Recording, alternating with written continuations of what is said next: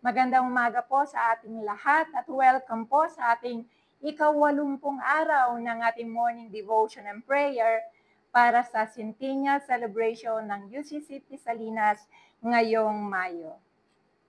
Tayo po muna ay manalangin. Panginoon, sa umagang ito ay hinihiling po namin ang inyo pong presensya at patnubay sa amin pong pagbubulay ng inyong mga salita sa umagang ito. Sa pangalan ni Jesus, ito ang aming dalangin. Amen. Ito po ay may pamagat na The Gospel in Action. Sabi sa James 2:14, 17, "What good is it, my brothers and sisters, if someone claims to have faith but has no deeds? Can such faith save them?"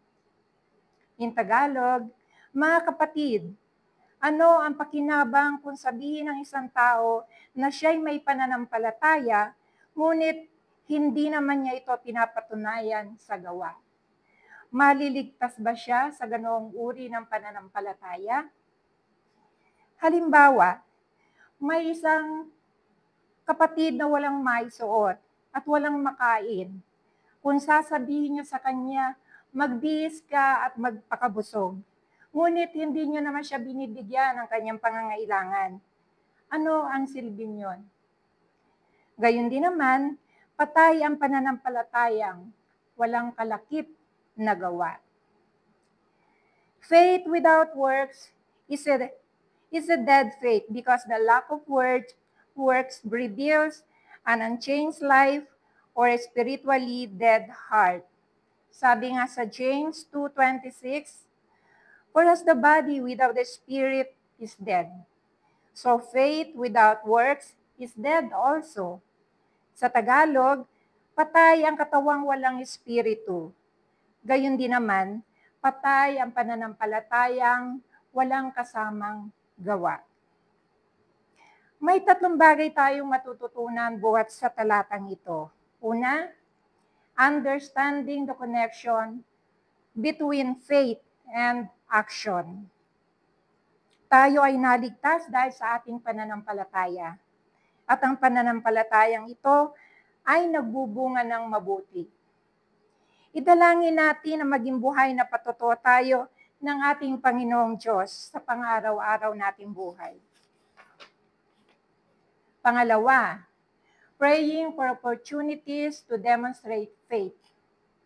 Idalangin natin na bigyan tayo ng pagkakataon upang maipakita sa iba ang ating pananampalataya at maging isang buhay na patotoo sa ating kapwa sa pamamagitan ng isang buhay na binago ng Diyos.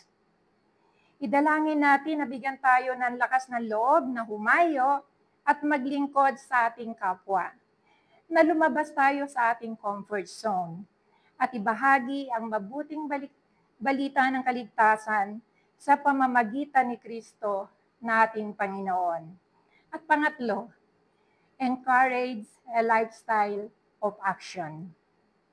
Manghikayat na gawing bahagi ng buhay natin ang ibahagi ang salita ng Diyos na may kasamang gawa. Maging inspirasyon sa iba na ipamuhay ang kanilang pananampalataya at didalangin na bigyan tayo ng pagkakataon na ibahagi ang ating personal na karanasan kung paano binago ng Diyos ang ating buhay. Makita ito sa pamamagitan ng mabuting gawa at pagbabahagi ng salita ng kaligtasan sa iba.